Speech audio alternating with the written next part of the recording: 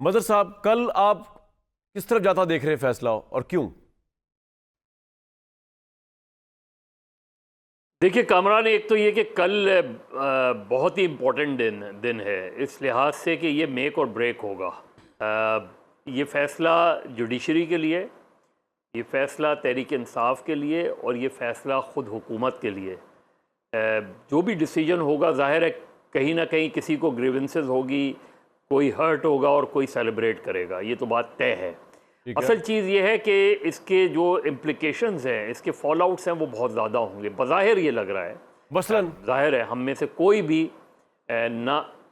कोई भी ना प्रेडिक्ट कर सकता है और ना करना चाहिए, लेकिन अंदाज़ा ये होता है कि इलेक्शन कमीशन के हवाले से ज़रूर बड़ी स्ट्रॉन्ग जो है वो रिजर्वेशंस आ सकती हैं, स्ट्रॉन्ग व्यूज़ आ सकते हैं।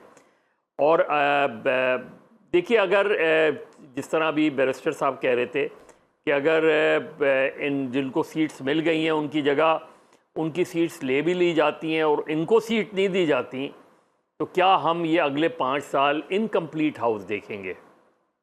ये भी एक बड़ा क्रूशल क्वेश्चन है कि आप 5 साल के लिए इनकम्प्लीट हाउस कैसे? अभी तो खैबर पख्तूनख्वा की नुमाइंदगी ही नहीं है सेनेट में। तो मेरा ख्याल है ये जो 2 दिन में मुशावरत हुई है, ऐन मुमकिन है कि कोई कंसेंसस बनाने की कोशिश की गई हो, कोई आपस में सुप्रीम कोर्ट के जजेस दें वो हो, लेकिन बज़ाहिर ये लग रहा है कि एक स्प्लिट मैंडेट होगा। अब स्प्लिट मैंडेट किसके हक में जाएगा, किसके नहीं, ज़ाहिर है। आपको कितना % चांस लगता है, जो जिसके साथ, क्या आपको 0% चांस लगता है कि किसी भी लिहाज से ये पॉसिबल ही नहीं कि सुप्रीम कोर्ट ऑफ पाकिस्तान किसी और की सीटें जो है वो नून लीग और पीपल्स पार्टी को बांट दे? नंबर 1 मेरा सवाल तो ये, आपको इम्पॉसिबल लगता है ये होना कानूनी तौर पे? नहीं, मुझे नहीं लगता ये सीटें उनको जाएंगी। आपको इम्पॉसिबल लगता है कि इनको चली जाएंगी? मुझे लगता है या तो ये, मुझे बहुत ऐसा इम्कान, तकरीबन मेजॉरिटी व्यू मुझे इसके खिलाफ लगते हैं कि ये अगर इनको नहीं मिले तो उनको मिल जाए। मेजॉरिटी व्यू आपको लगता है मेजॉरिटी व्यू ये है कि नून लीग वगैरह वालों को इनकी सीटें नहीं मिलेंगी? पहला हिस्सा ये सवाल का, आपको ये लगता है मेजॉरिटी? जी बिल्कुल। अच्छा, अब दूसरा आप बताइए कि आपकी क्या की सीटें, आप समझ गया सर मैं। अब ये बताइए कि बदर साहब कि फिर कितना % चांस आपके नजदीक है ये सीटें जो है तहरीक इंसाफ को दे दी जाएंगी आपके नजदीक? देखिए कामरान, इस चीज़ का इम्कान डिपेंड करता है कि सुप्रीम कोर्ट, जो कि हमने हेयरिंग्स में अंदाज़ा किया, ज़ाहिर है हम अंदाज़ा ही कर सकते हैं, हम कोई इस तरह की लीगल वो नहीं है, लेकिन जो अंदाज़ा किया वो ये कि सुप्रीम कोर्ट की मेजॉरिटी व्यू जो है वो इलेक्शन कमीशन की उस 3 रुकनी बेंच के फैसले की इंटरप्रिटेशन को पसंद नहीं कर रहा था, वो नहीं उससे एग्री कर रहा था। क्लॉक बैक तो नहीं जा सकती ना, इतना इंकलाबी डिसीजन तो नहीं आ सकता कि क्लॉक बैक चली जाएगी? नहीं, इनकलाबी डिसीजन का मसला नहीं है। देखिए अभी भट्टी साहब कह रहे थे इंसाफ, देखिए सुप्रीम कोर्ट या अदालतें इंसाफ नहीं किया करती हैं, अदालतें कानून और आइन के मुताबिक फ़ैसले दिया करती हैं।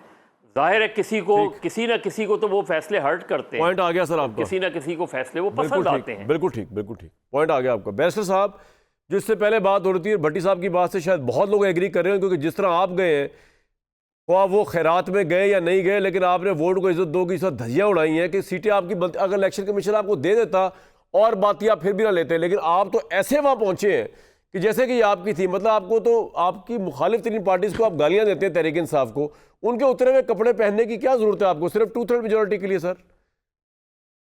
तो उनकी उतरी हुई सीट्स है ना।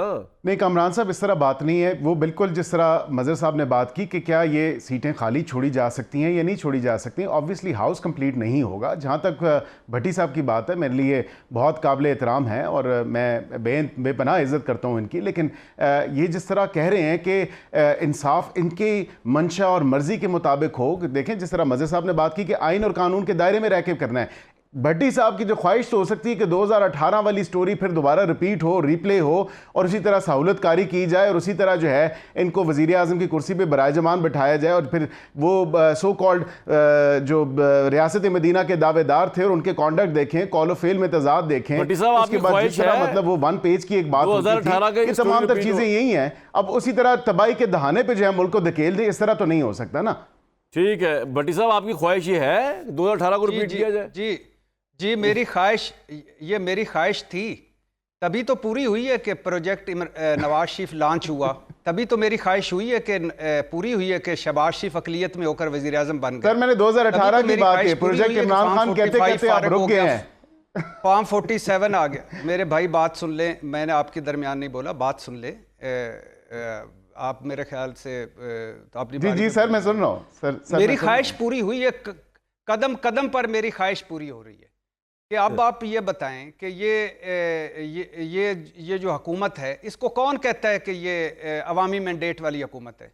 इसको कौन कहता है कि ये इखलाकी बरतरी वाली हुकूमत है? इसको कौन कहता है कि ये मकबूलियत वाली हुकूमत है? और इसको कौन कहता है कि ये फार्म 45 वाली हुकूमत है? इसको कौन कहता है कि ये मखसूस नशिस्तें इनकी हैं?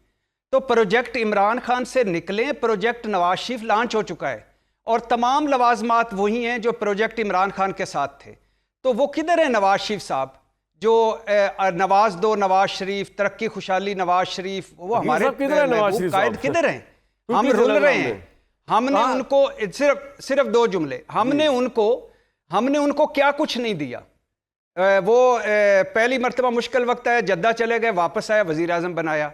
दूसरी मरतबा मुश्किल वक्त आया, लंदन चले गए, वापस आया, उनकी बेटी वजीर आला, उनका भाई वजीर आज़म, उनकी सारे केस ख़त्म, उनकी नायली ख़त्म, बच्चे भी इधर, MNA भी, पार्टी सदर। अब हमें रिटर्न क्या करेंगे वो? मेरी ख्वाहिश तो कदम कदम पे पूरी हो रही है। साहब, और मेरी ख्वाहिश दुख उस वक्त शामिल हो जाता है जब नवाज शरीफ साहब जो हमारे साथ वादे करके गए थे वोट की इज्जत का, पॉइंट आ गया, वो इतना भी नहीं कहते अपनी जमातों को, भाई उनको मिलती हैं, नहीं मिलती आप ना लें। ठीक है भाई, आप ना लें, अकील भाई आप ना लें, अकील साहब आप ना लें, आप ना। हाउस को तो देखें ना, इनकम्प्लीट नहीं छोड़ा जा सकता। जो बात की बिल्कुल KP के हवाले से, मैं मजहर साहब की भी ऑब्वियसली उस बात को टू सर्टेन एक्सटेंट बिल्कुल नहीं, मजहर साहब को आप गलत समझे मेरे ख्याल से। मजहर साहब ने कहा है किसी भी लिहाज से बहुत कम चांस है, हो ही नहीं सकता आपको सीटें मिल जाएंगी। तीन फाउंडेशन है। मैं नवाज शरीफ साहब के ऊपर भी आपको बताता हूं, मैं असिस्ट करता हूं आपको, लेकिन 3 जो चीजें हैं, 106 जो आर्टिकल है कॉन्स्टिट्यूशन ऑफ पाकिस्तान का, उसमें लिखा है कि general seats, reserve seats for खवातीन और उसके साथ माइनॉरिटी की सीट। मुझे बताएं कि जो 4 सीटें KP असेंबली में माइनॉरिटी की हैं, तो मेरे भाई दस्तूर में ये भी लिखा था मुतनासिब नुमाइंदगी से मिलेंगी आपको ना, आपको आपकी सीटों ज्यादा तो नहीं मिल सकती, जिस तरह के अभी भट्टी साहब फरमा रहे थे कि जिसकी 4 सीटें नहीं लेने दिया, वो हाउस ही इनकम्प्लीट है। ये हाउस इनकम्प्लीट तो है, वजीर आला है जो जिस तरह ऑपरेट कर। हाँ। उसका आप कौमी असेंबली की बात कर रहे हैं। अच्छा मदर साहब, ये तो एक बड़ी अजीब फियास्को में फंस गए हम। मैं KP असेंबली की बात कर रहा हूं। हम कौमी असेंबली की बात कर रहे हैं फिलहाल, तो आप KP पे चले गए। कौमी असेंबली तो संभाली नहीं जा रही हमसे। मदर साहब नहीं, मैंने एक हाउस का बताया कि हाउस जी। मदर साहब, कितना बड़ा सेटबैक होगा हुकूमत के लिए अगर उसको कल शिकस्त होती है? क्या वो आपके जेहन में, इनके जेहन में कोई बहुत बड़ी बड़ी कानून साजियां थी जो नहीं हो सकेंगी क्योंकि 2/3 इनके पास नहीं रहेगी? देखें, अगर हुकूमत डेमोक्रेटिकली सोचे तो मेरा ख्याल है उनका रिएक्शन बहुत कूल होना चाहिए। इसलिए कि फ़र्ज़ करें ये सारी सीटें मिल जाती हैं तहरीक इंसाफ को, तो उनको ज़्यादा सीटें मिल जाएंगी, वो आप 2/3 मेजॉरिटी नहीं आपके पास रहेगी, आप कोई अमेंडमेंट नहीं कर सकेंगे, तो नहीं कर सकेंगे बेसिकली आप तहरीक इंसाफ। जी सर, तहरीक इंसाफ को इंगेज करके तो आप आईनी तरमीम कर सकते हैं ना। तो उसमें कोई गवर्नमेंट तो फॉल नहीं हो रही अनटिल अनलेस पीपल्स पार्टी और PTI के दरमियान कोई इत्तेहाद हो जाए या MQM वगैरह के साथ आप चले जाएं, कभी इनके साथ ना खड़ी हो। अलग चीज़ है। मसला ये हुआ है ना, वो अपनी जात के गुलाम बने बैठे हैं तहरीक इंसाफ वाले, वो उससे बाहर नहीं निकलते।